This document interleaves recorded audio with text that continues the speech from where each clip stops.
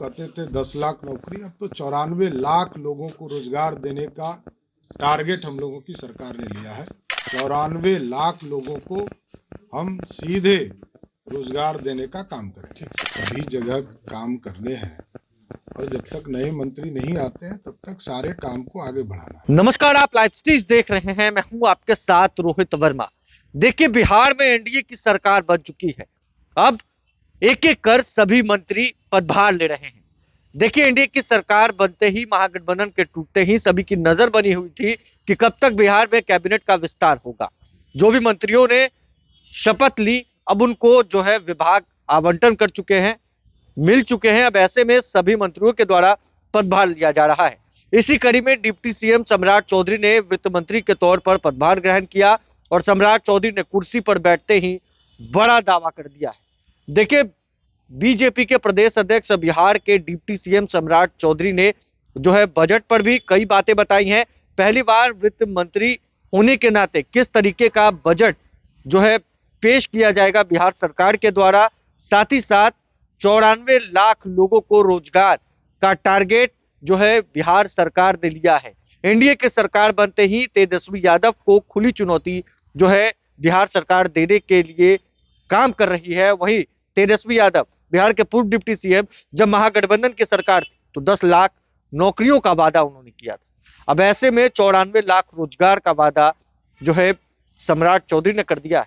आगे देखना है क्या होता है। सबसे पहले हम आपको सुनवाते हैं बीजेपी के प्रदेश अध्यक्ष बिहार के डिप्टी सीएम सम्राट चौधरी क्या कुछ कह रहे हैं। और भारत सरकार का सहयोग लेकर, क्योंकि आज भी जो हमारा बजट है इसमें हमारी हिस्सेदारी कम रहती है, लेकिन भारत सरकार के द्वारा जो टैक्स वसूलने के बाद इनकम टैक्स के माध्यम से हमको जो प्राप्त होता है, ये एक बड़ा बजट होता है। लगभग 2,61,000 करोड़ का बजट है। तो इस परिस्थिति में आगे के दिनों में भी हम वित्तीय प्रबंधन और अच्छे से कैसे कर सकते हैं, इस पर चर्चा करेंगे और इसको आगे बढ़ाएंगे। वित्त विभाग के अलावा भी कई विभाग आपके पास है, तो क्या उन सब विभाग का प्रभार ग्रहण करेंगे? और नहीं, एकदम स्वाभाविक है। सभी जगह काम करने हैं और जब तक नए मंत्री नहीं आते हैं तब तक सारे काम को आगे बढ़ाना है। बजट को लेकर भी तैयारी करनी होगी, क्योंकि बजट पे एकदम जरूर बजट की तैयारी और कुछ सरकार ने पहले से आदरणीय नीतीश कुमार जी के मार्गदर्शन में किया है।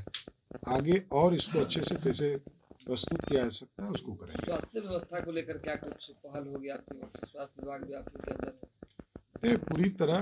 देखिए, लगातार मेडिकल कॉलेज बनाने का काम देश के प्रधानमंत्री जी आदरणीय नरेंद्र मोदी जी और बिहार के मुख्यमंत्री नीतीश कुमार जी कर रहे हैं।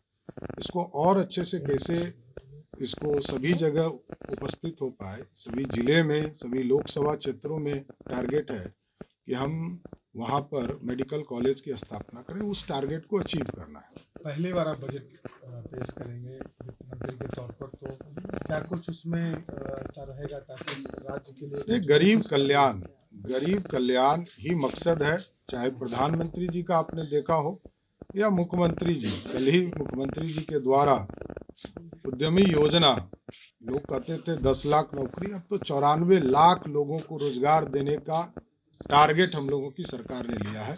94 लाख लोगों को हम सीधे रोजगार देने का काम करेंगे। फ्लोर टेस्ट के दिन कोई उथल पुथल होगी क्या? आरजेडी अभी भी खेला की बात कह रही है नीतीश कुमार। देखिए, हमारे दो पार्टी के पास एब्सोल्यूट मेजॉरिटी है और तीसरा पार्टी के तौर पर आदरणीय मांझी जी का समर्थन प्राप्त है।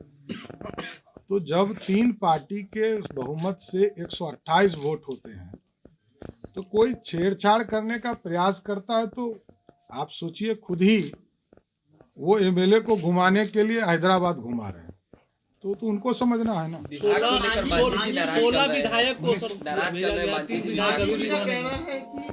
जो विभाग पहले उन्हें मिला था वही बेटी को लगातार मिल रहा है। देखिए, ये विषय सभी लोग उन पर बात कर रहे हैं, चर्चा हो रही है, आगे कुछ निर्णय लिए जाएंगे। तब सुना बिहार के डिप्टी सीएम सम्राट चौधरी को, जिन्होंने कहा है कि 94 लाख लोगों को रोजगार देने का जो टारगेट है वो हमने तय किया है। वहीं वित्त मंत्री के तौर पर उन्होंने आज पदभार ग्रहण किया। बजट पर भी उन्होंने कहा है। वहीं स्वास्थ्य मंत्रालय भी सम्राट चौधरी के जिम्मे है। उन्होंने कहा है कि लोकसभा चुनाव तक हमारा टारगेट है, हमारा लक्ष्य है कि सभी लोकसभा क्षेत्रों में मेडिकल कॉलेज खुल जाए। बहरहाल अब देखना है कि महागठबंधन की जो सरकार थी उनके मंत्रियों की तरफ से इस पर क्या प्रतिक्रिया होती है। इस खबर में बस इतना ही। अगर आपने अब तक लाइव सिटीज को सब्सक्राइब नहीं किया है, जल्द से जल्द लाइव सिटीज को सब्सक्राइब कर ले। धन्यवाद।